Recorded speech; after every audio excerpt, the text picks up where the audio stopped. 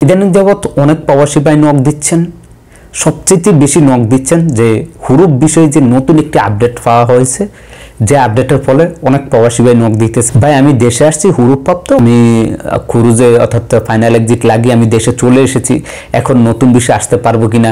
ভাই আমি পুলিশের কাছে নিজ ইচ্ছায় ধরা দিয়ে চলে এসেছি, এখন আমি সৌদিতে আসতে পারবো কিনা। ভাই আমি সফর জলের মাধ্যমে দেশে চলে আসছি, এখন আমি আসতে পারবো কিনা। 4 বছর 5 বছর 3 বছর আগে আসছি বা 1 বছর আগে আসছি, এখন নতুন বিষয়ে যেতে পারবো কিনা। ভাই অনেকেই নক দিতেছেন যে ভাই পুলিশের চেকের মধ্যে পরে ধরে আমাকে নিয়ে গেছে এবং আমার নামে মামলা আছে, আমি দেশে আসছি, এখন আমি কি সৌদিতে প্রবেশ করতে পারবো কিনা। আসসালামু আলাইকুম প্রিয় প্রবাসী ভাই এবং বোনরা, সবাই কেমন আছেন? আরেকটি নতুন ভিডিওতে আপনাদের সবাইকে স্বাগতম। আর আজকের এই ভিডিওটি, এই যে 2024 সাল, আজকে ডিসেম্বর মাসের 4 তারিখ, আজকে আপনাদের জন্য এই ভিডিওটা করতেছি। সামনে যদি কোনো আপডেট আসে তখন আপনাদেরকে জানাবো। আজকে পর্যন্ত যে আপডেটটি আমার কাছে আছে সেটা আপনাদের মাঝে শেয়ার করব। তাই অবশ্যই চ্যানেলটি সাবস্ক্রাইব করে আমাদের সাথে থাকবেন। যারা ফেসবুক থেকে দেখতে পাচ্ছেন, টিকটক বা টুইটার বা লিঙ্কডিন থেকে দেখতে পাচ্ছেন, তাদের সবাইকে আন্তরিক শুভেচ্ছা এবং অভিনন্দন। সবার কাছে রিকোয়েস্ট থাকবে অবশ্যই সবাই আমাদের পরিবারের একজন সদস্য হয়ে নেবেন। আর এই ভিডিওটি অবশ্যই বেশি বেশি করে শেয়ার করবেন, যাতে করে সাধারণ যে সকল প্রবাসীরা আছে তারা তথ্যগুলো পেয়ে উপকৃত হয়। যারা ছুটিতে গিয়েছেন তাদেরও প্রশ্ন, তারা কি নতুন করে এখন এই মুহূর্তে আবার আসতে পারবে কিনা। প্রথমত বলে রাখি, যারা হুরুপপ্রাপ্ত এক্সিট লাগিয়ে দেশে চলে গেছেন এবং যারা দূতাবাসের মাধ্যমে হুরুপ আসলে এক্সিট লাগিয়ে গেছেন বা কোনো বক্তব্যের সহযোগিতা নেওয়া পুলিশ ধরে আপনাদেরকে পাঠিয়ে দিয়েছে বা আপনি স্বেচ্ছায় পুলিশের কাছে ধরা দিয়েছেন বা সফর জেলের মাধ্যমে গিয়েছেন, আপনার নামে মামলা ছিল, আপনি দেশে গিয়েছেন, সেই সমস্ত কোনো প্রবাসী বর্তমান সময় সৌদিতে নতুন বিষয়ে আসতে পারবেন না।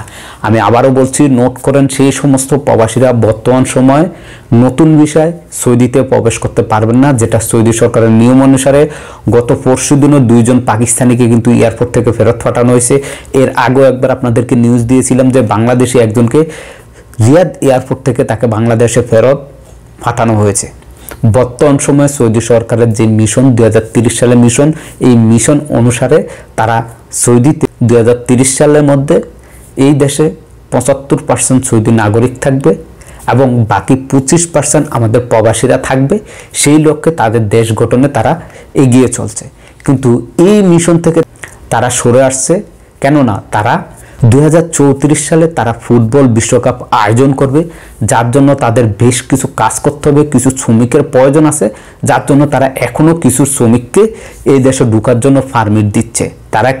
তারা হচ্ছেন যারা ছুটিতে দেশে গিয়েছেন, আটকে আছেন, আসতে পারেন না, এই মুহূর্তে আপনারা আসতে পারবেন না। আগামী 3 বছর আপনাদেরকে অপেক্ষা করতে হবে। 3 বছর পর আপনারা নতুন বিষয় সৌদিতে প্রবেশ করতে পারবেন। এছাড়াও যারা স্বেচ্ছায় নিজের একামা থাকা অবস্থায়, বৈধ থাকা অবস্থায় এক্সিট লাগিয়ে দেশে চলে গেছেন, তারা চাইলে যে কোনো সময় নতুন বিষয় সৌদিতে প্রবেশ করতে পারবেন। বা আপনার মালিক আপনার একামা থাকা অবস্থা আপনাকে এক্সিট দিয়েছে, আপনিও নতুন বিষয় আসতে পারবেন। বর্তমান সময়ে যে আপনাকে টার্মিনেট করা হচ্ছে, 60 দিন সময় দিচ্ছে, এই 60 দিনের মধ্যে যদি আপনি এক্সিট লাগান, সেক্ষেত্রেও আপনি দেশে গিয়ে আবার নতুন বিষয় আসতে পারবেন।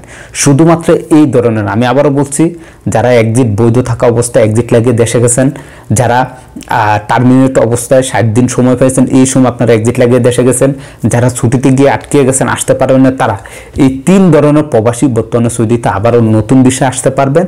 কিন্তু যারা পুলিশের মাধ্যমে, সফর জেলের মাধ্যমে হুরুপ থাকা অবস্থায় বিভিন্নভাবে কায়দা করে আপনারা গিয়েছেন বা চেকিংয়ে ধরা অবস্থা আপনাকে দিয়েছে বা আপনার নামে মামলা ছিল আপনি দিয়েছে, সেই সমস্ত কোনো প্রবাসী বর্তমানে সৌদিতে প্রবেশ করতে পারবেন না। এই ছিল আজকের ভিডিওটি। অবশ্যই ভিডিওটি বেশি বেশি করে শেয়ার করবেন।